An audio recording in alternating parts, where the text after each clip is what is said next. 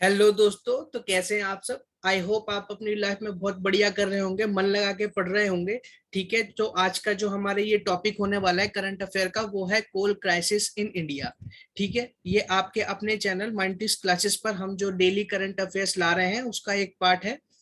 तो ये जो टॉपिक है कुछ दिनों से न्यूज में बना हुआ है और आज के हम वीडियो में जानेंगे कि क्यों ये इम्पोर्टेंट हो जाता है।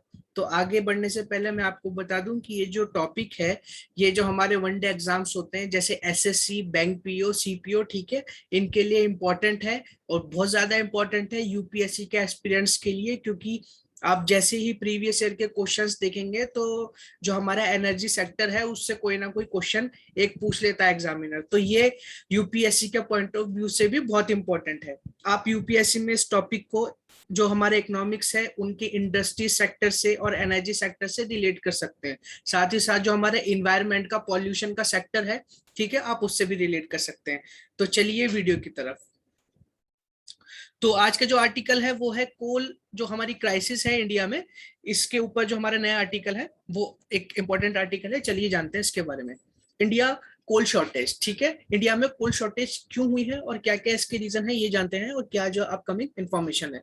तो हमारे जो कोल स्टॉक है ना थर्मल पावर प्लांट के, वो दिन पर दिन जो है वो कम होते जा रहे हैं। ठीक है, क्यों? क्योंकि जो थर्मल पावर प्लांट होता है ये सब आपको पता होगा, और अगर नहीं पता तो मैं आपको का यूज होता है। ठीक है, कोल पे वो एक सिस्टम होता है कि वो पानी डालते हैं, उसके बाद स्टीम जनरेट होती है, स्टीम से जो है टरबाइन घूमता है और उससे ही थर्मल पावर प्लांट में एनर्जी और इलेक्ट्रिसिटी जो है वो जनरेट की जाती है। जो हमारे यूनियन पावर मिनिस्टर है आर के सिंह, उन्होंने कहा है कि ये जो शॉर्टेज है ये बहुत ही ज्यादा बड़ी है, और आप ऐसी सिचुएशन मान सकते हैं कि टच एंड गो, यानी बहुत ही नियरेस्ट ऐसी सिचुएशन आ गई है कि इसकी शॉर्टेज होने वाली है। ठीक है, और ये जो है अनकंफर्टेबल हो जाएगी अब आने वाले 6 मंथ्स में। ठीक है, तो इसे हमें इस ये जो सिचुएशन है इससे हमें ओवरकम करना पड़ेगा।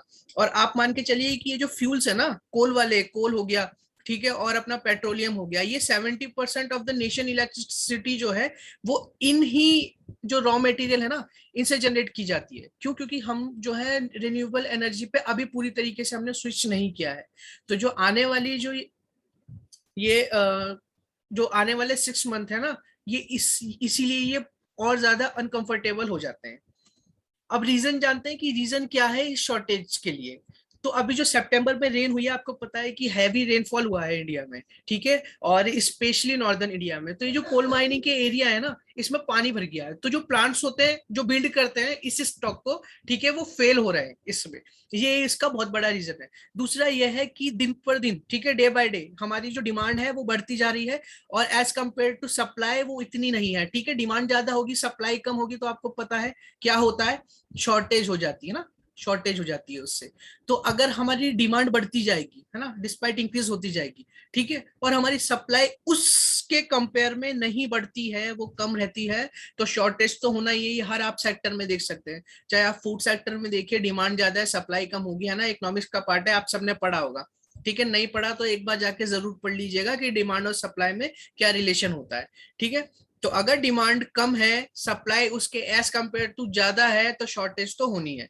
ठीक है, और दूसरी बात है कि जैसे कोरोना का भी टाइम था, तो इसमें आपने सुना होगा कि पेट्रोलियम जो था, ठीक है, उसके रेट बढ़ गए थे। क्यों बढ़ गए थे? क्योंकि उसका उसकी सप्लाई सही से नहीं हो रही थी, है ना, इंपोर्ट नहीं हो रहा था हमारे यहाँ पे। तो ऐसे ही आप मान के चलिए कि हम लोग कोल का भी इंपोर्ट इतना नहीं कर पा रहे हैं। क्यों? क्योंकि जो हमारी ग्लोबल कंडीशन है उसकी वजह से इसके प्राइस हाई हाई हो रहे हैं, जैसे इंपोर्ट नहीं करेंगे, है ना। तो ये तो बहुत सिंपल सी बात हो गई। अब जानते हैं कि इसका इम्पैक्ट क्या होगा। जो हमारी ये कोल की शॉर्टेज हो रही है ना, इसका इम्पैक्ट क्या होगा। सबसे बड़ा इम्पैक्ट ये होगा कि जो हमारी इंडस्ट्रीज होती है जो इलेक्ट्रिसिटी पे चलती हैं, आपको पता होगा कि अगर आप मान के चलिए कि आजकल जो हाथों से होने वाला काम है, ठीक है, वो तो बहुत कम हो गया है। अब सारी चीजें किससे होती है? सारी चीजें मशीन से होती है, कि यहाँ से मशीन में रॉ मटेरियल डाला, वो सारी चीजें निकल के यहाँ पे अपना बन बुना के खत्म। ठीक है, हाथ से जो करने वाले कारीगर थे वो तो अब बहुत ही कम रह गए। जैसे जरी का काम होता है, और कश्मीर में पश्मीना शॉल हो गई।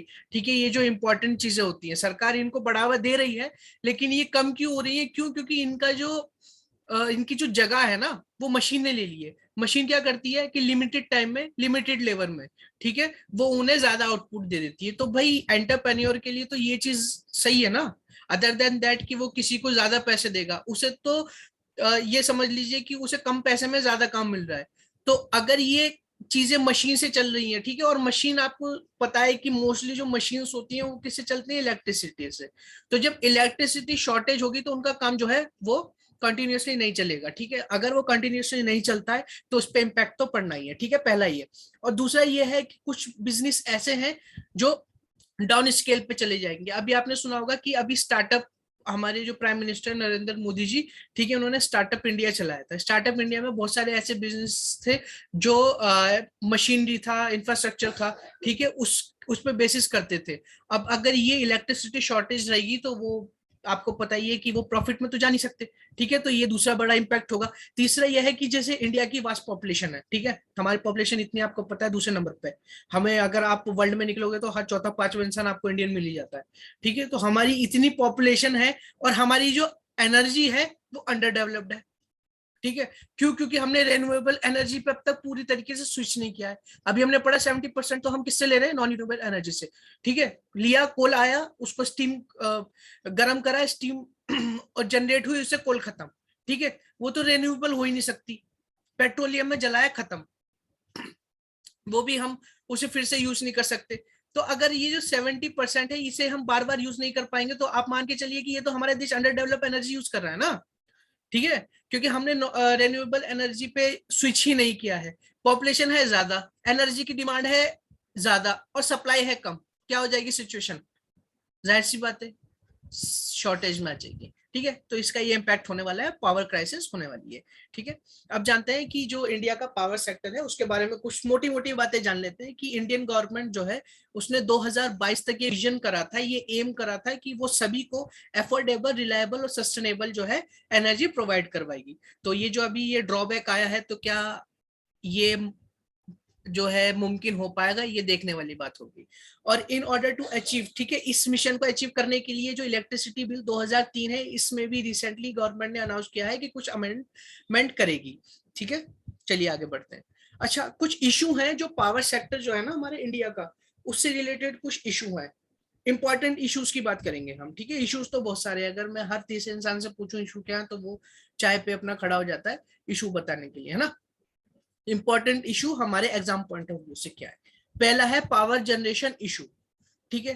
अभी हमने पढ़ा कोल, नेचुरल गैस, डीजल, ठीक है, 80% 70% अब हमारी जो कंट्री है उसको एनर्जी यहीं से ही आ रही है, ठीक है। अब ये तो आ रही है यहाँ से, अब हमें ये देखना है कि क्या ये न्यू है, इफेक्टिव है, नहीं जी ये ओल्ड है और इनफेक्टिव है आज के मॉडर्न टाइम को देखते हुए, ठीक है। तो ये पहला इश्यू हो गया। दूसरा कि ये जो कोल होता है ना और ये जो जितने भी नेचुरल गैस डीजल्स हैं, ठीक है, इनकी कॉस्ट एज कंपेयर टू ज्यादा होती है रेन्यूएबल एनर्जी से।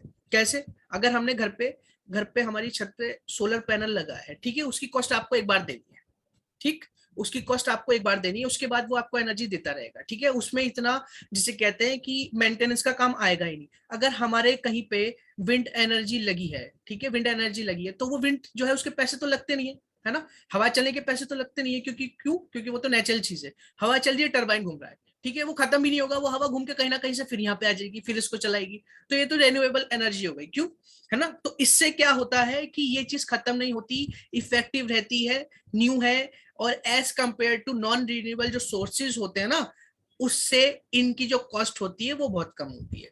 तो ये तो हो गया पहला इशू। दूसरे इशू के बारे में पढ़ते हैं कि जो हमारी जो ट्रांसमिशन होती है और डिस्ट्रीब्यूशन होता है ना, उसमें बहुत ज्यादा कॉस्ट हो जाता है। कैसे? कि बाई चांस ए नाम की प्लेस है, ठीक है, और बी नाम की प्लेस है, दो प्लेसेस हैं। यहाँ से हमने ए से हमने बी की तरफ ना इलेक्ट्रिसिटी भेजी। तो ऐसा नहीं है कि अगर यहाँ से 100% इलेक्ट्रिसिटी जा रही है तो यहाँ पर बी तक पहुंचने में भी 100% ही पहुंचेगी, नहीं जी। इसमें ना बीच में कुछ ट्रांसमिशन गैप हो जाता है, ठीक है, कहीं ना कहीं वो जो बिजली होती है, इलेक्ट्रिसिटी होती है, वो कहीं ना कहीं खत्म हो जाती है।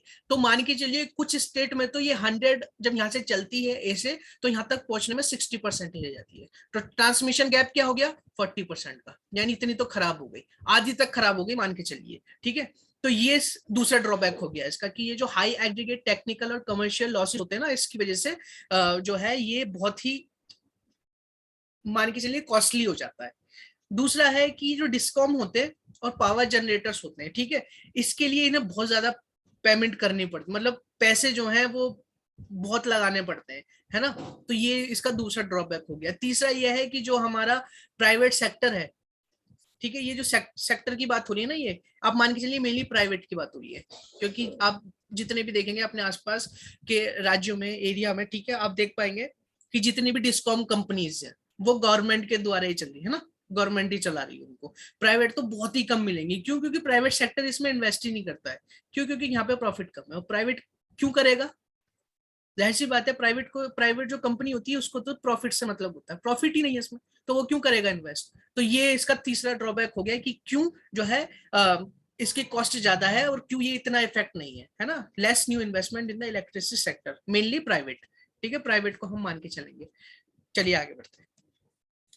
अच्छा, अभी हमने देखा था ये ट्रांसमिशन एंड डिस्ट्रीब्यूशन इश्यूज में टेक्निकल एंड कमर्शियल लॉसेस, ठीक है। तो इनके बारे में ये रिलेटेड टर्म्स है, इंपॉर्टेंट टर्म्स है, इसको एक बार देख लेते हैं कि टेक्निकल लॉस क्या होता है, ठीक है।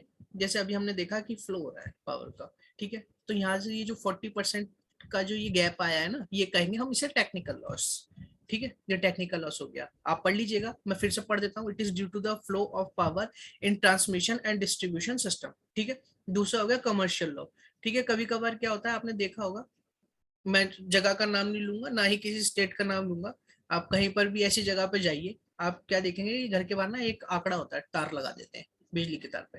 वो सबको पता है कि हम जो इंडियंस होते हैं ना, वो बहुत ज्यादा इनोवेटिव होते हैं, और हमारे घर की महिलाएं ये ज्यादा काम करती हैं कि गई और तार लगाती है सीधे, है ना। इसको मेरे ख्याल से आंकड़ा कहते हैं, हमारा मतलब आंकड़ा ही कहते हैं। तो गई और आंकड़ा लगा दिया, और वहां से बिजली जो है वो आती रहती है। तो ये क्या हो गया, ये कमर्शियल लॉस हो गया। देख लीजिएगा, बहुत सारी जगहें ऐसी, कहीं आप गाँव में जाएंगे ना, तो रात के टाइम जैसे ये अंधेरा होता है, ये हथियार निकलता है, और ये हथियार जाके सीधे जो बिजली की मेन तार होती है ना, उसमें जाके अपना लगा देते हैं, और वहां से ये रात भर की बिजली अपने लेते रहते हैं, ठीक है। तो आपसे अब इससे रिलेटेड एक एमसीक्यू देख लेते हैं, आप सब इसका आंसर देंगे, क्यों? क्योंकि जितना हमने अभी पढ़ा है और अभी आप इसको आंसर देते हैं, तो आपको ये याद रहेगा, इसकी गारंटी बहुत ज्यादा बढ़ जाती है ना। हमें ऐसा नहीं है कि बस आपने पढ़ लिया और छोड़ दिया, पढ़ना भी है, और कमेंट बॉक्स में आप सभी आंसर देंगे, ठीक है। क्वेश्चन है, which among the following is are use as a fuel in thermal power plant. Thermal power plant में इनमें से कौन सा जो फ्यूल है वो यूज होता है? पहला है कोल, कोयला, दूसरा है नेचुरल गैस, तीसरा है पेट्रोलियम, ठीक है। Choose the correct option. पहला ऑप्शन है ओनली वन, दूसरा 1 एंड 2, तीसरा 2 एंड 3, एंड 4 है तीनों, ठीक है, ऑल ऑफ द अबव। तो आप इसका आंसर कमेंट बॉक्स में देंगे, और अगर आपको ये वीडियो अच्छी लगी हो तो आप इस वीडियो को लाइक कर दीजिएगा, ठीक है। जो हमारा चैनल है उसे सब्सक्राइब कर दीजिएगा, ठीक है। मिलते हैं अगली वीडियो में। और इस जो ये टॉपिक है, इसका पीडीएफ मैं अपने टेलीग्राम चैनल पर डाल दूंगा, और टेलीग्राम चैनल का जो लिंक है वो मैं आपको डिस्क्रिप्शन बॉक्स में उसे दे दूंगा, ठीक है। तो होप आपको ये वीडियो अच्छी लगी हो। Have a good day. Thank you.